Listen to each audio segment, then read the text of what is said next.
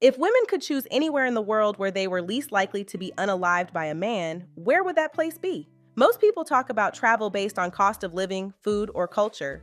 But there is another statistic that rarely gets discussed: femicide rates. In other words, how often women are unalived because they are women.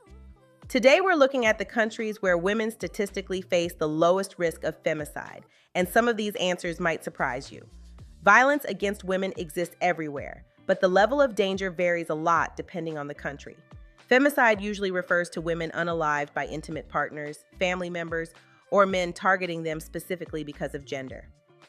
For many Black American women today, conversations about safety, relationships, and even living abroad are becoming more common. So it raises an interesting question: where in the world are women actually safest? Let's take a look at some of the countries with the lowest femicide rates. Japan consistently ranks among the countries with the lowest homicide rates in the world, and femicide cases are also extremely low. Several factors play a role: strict gun laws, very low violent crime overall, and strong social pressure against violent behavior. Although Japan has issues that have led to women-only train cars, public safety is very high, and in many Japanese cities, women commonly walk alone at night without the level of fear that exists in many other places. Singapore is often considered one of the safest countries in the world. Violent crime is rare, and femicide cases are extremely uncommon. That safety is supported by strict criminal penalties, strong law enforcement, strict firearm restrictions, and strong domestic violence laws. The country has a reputation for taking crime very seriously, which helps deter violent behavior. Iceland frequently ranks as one of the safest countries for women globally. It also ranks high in gender equality and women's political representation. Research often shows that societies with higher gender equality tend to experience lower levels of violence against women. Iceland also provides strong support systems for victims of domestic abuse.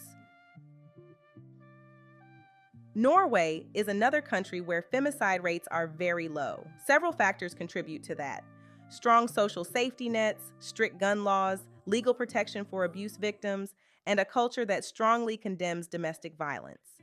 These support systems make it easier for women to leave dangerous situations before violence escalates. South Korea also reports relatively low femicide rates compared to many parts of the world.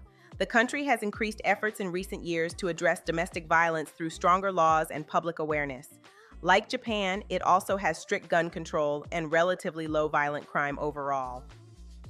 Important reality check: a low femicide rate does not mean a country is perfect for women.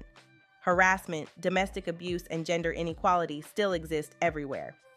But these statistics do show where violence against women is less likely to turn deadly, and that's an important distinction.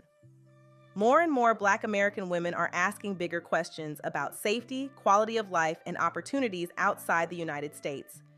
Looking at global femicide statistics doesn't tell the whole story, but it does give us insight into how seriously different societies address violence against women. And that conversation is becoming more relevant every year.